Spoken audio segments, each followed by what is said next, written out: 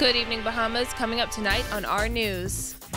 Minister of National Security Marvin James speaks out about promotions at the Royal Bahamas Police Force.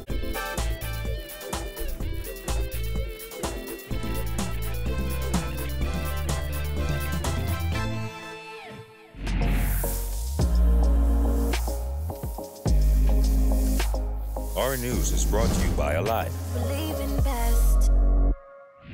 Welcome to our news and thanks for joining us. I'm Christina Dragovich. Topping news tonight, the Frank Smith bribery and extortion trial resumed in the magistrate's court today, with the defense continuing to sift through BTC call logs and telephone bills for their client Frank Smith, who's accused of receiving $60,000 in bribes from cleaning company boss Barbara Hanna between 2016 and 2017. Under cross-examination, it was revealed Smith was being charged on a day the call log indicates a call was made from his private office line to Hannah's cell phone. Jasmine Brown has the details in this report. On the stand today was an officer from the Royal Bahamas Police Force who testified in detail about the evidence he compiled from the call log. Detective Corporal 3070 Corey Adderley, an investigator assigned to the Central Detective Unit, took the stand today. He is the third witness to testify in the extortion and bribery trial of the former Progressive Liberal Party senator. Smith, who is also the former chairman of the Public Hospitals Authority, is accused of receiving bribes from Barbara Hanna after he allegedly helped her secure a cleaning contract for the critical care block of the Princess Margaret Hospital. Adderley said that on July 25, 2017, Superintendent Yule Johnson, who was an investigator in the Anti-Corruption Unit, asked him to analyze 4 numbers. In previous testimony, Hanna identified those numbers as belonging to her and Smith. Adderley says Johnson gave him a CD containing a BTC call log that covered the dates June 20th to July 22nd. Adderley testified that between December 1, 2016 and July 18, 2017, there were 68 calls between the cell phone numbers that were previously identified as Smith's and Hannah's. He also testified that based on his analysis, the cell phone that was previously identified as Smith's initiated 92% of the calls. He also testified that between June 20, 2016 and July 20, 2017, the landline Hanna identified as Smith's office number called Hannah's cell phone 42 times. Under cross-examination, Gomez asked Adderley if he was aware that Smith was in police custody and being charged on one of the days a call was logged. Adderley's cross-examination was halted after it was revealed that 3 of the 4 printed call logs were missing a page that was included in the defense's copy. Both the prosecution and the defense agreed that to further question Adderley, they would have to go through the digital call log that was stored on a CD. However, due to the absence of the technician who was in the Supreme Court, that did not happen.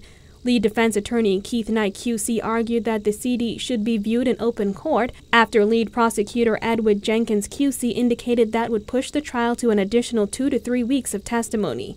Knight argued that Jenkins was going from ridiculous to sublime. The matter has been adjourned to mid-June. Reporting for our news, I'm Jasmine Brown. Well, the director of the Bahamas Crisis Center says police should not have waited 2 weeks to notify the public of the sexual assault of a young girl on Bahama Avenue. Officers did not report the information to the media until after a second child was assaulted.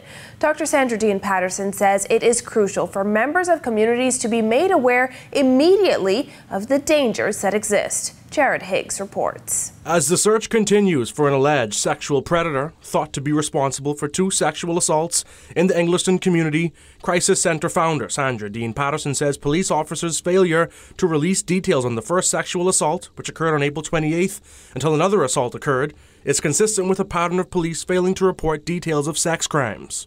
In the years that I've been doing this work, which is many, many years, very infrequently do police talk about a sexual assault.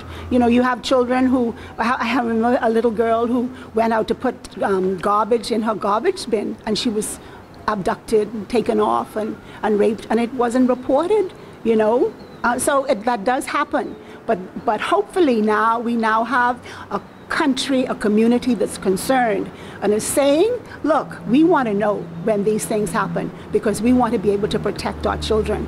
Officer in charge of the South Central Division, Superintendent Mark Barrett, suggested to our news that the sensitive nature of the investigation prompted police to remain tight-lipped on the details. Dean Patterson says the reasoning is understandable but ultimately inconsistent with the community's desire to be involved and aware of the dangers that exist. I think the police do not want to frighten the public and do not want people to be nervous about what's happening.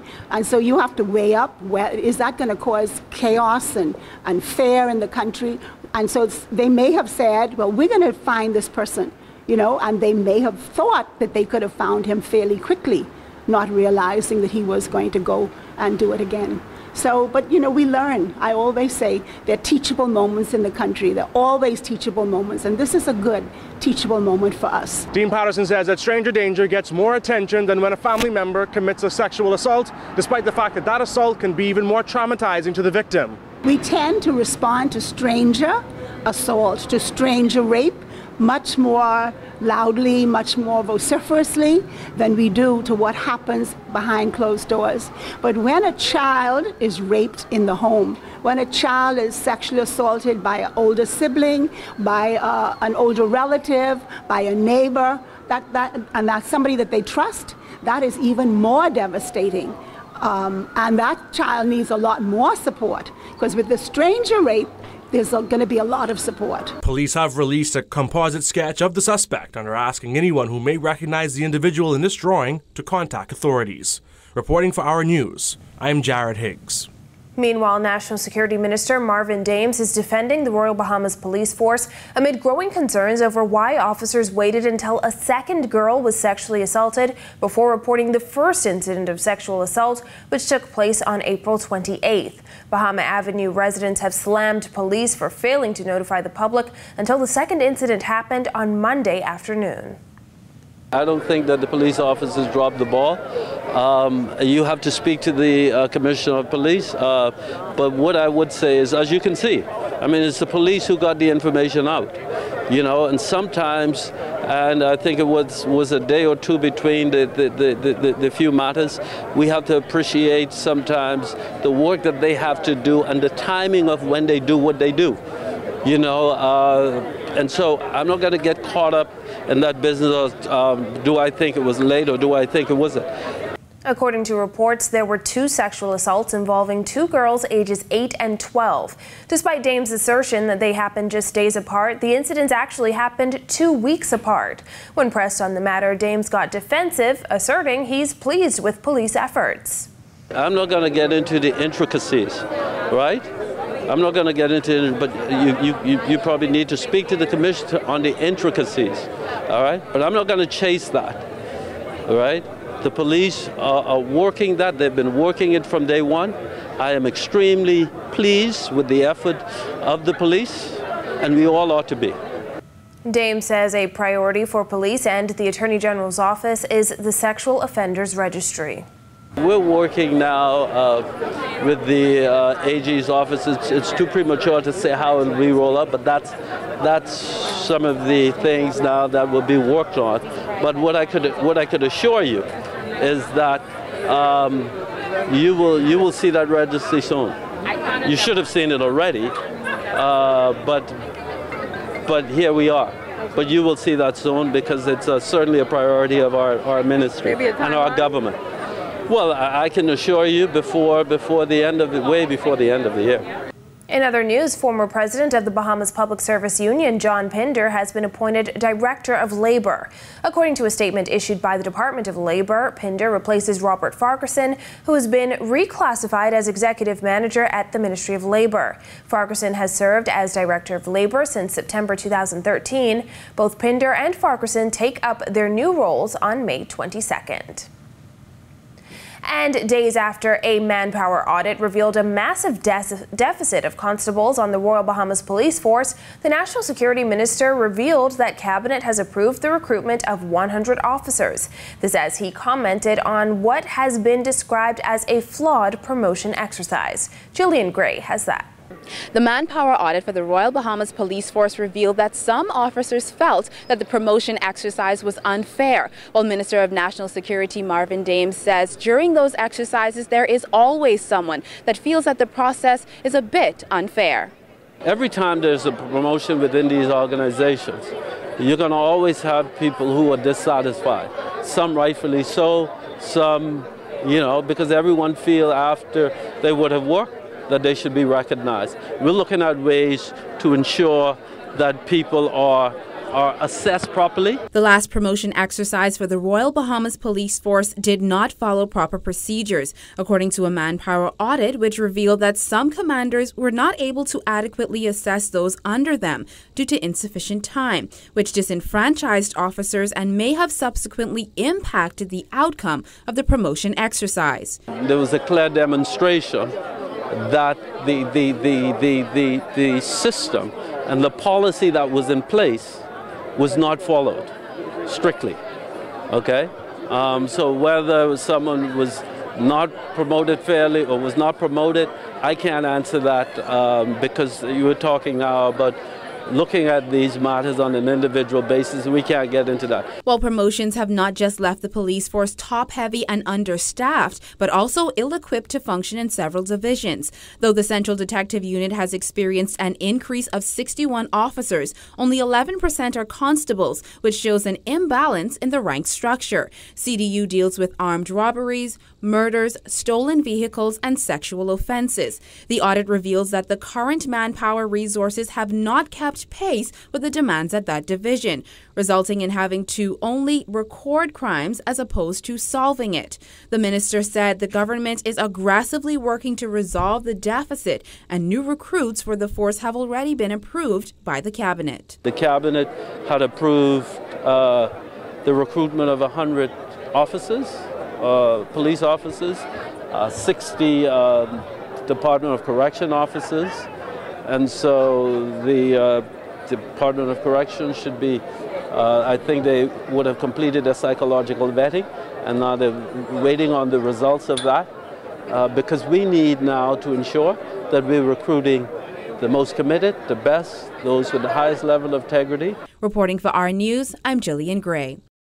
Government has budgeted $5 to $6 million for its school repair program this summer, according to Director of Public Works Melanie Roach. She says every school in New Providence is in need of repairs. The Ministry of Education has set aside in this budget cycle sufficient funds to mobilize contracts totaling about $6 million. So what they've done is they've in order to mobilize the contractors to be ready for the first week in July, they've set aside a certain sum of funds in this year's budget that will allow us to mobilize the contractors. This comes as the Ministry of Works invites all contractors interested in bidding for back-to-school repairs to attend a seminar next month. While school repairs have delayed the opening of some schools in the past, Roach says the Ministry of Works is seeking to avoid that this time around.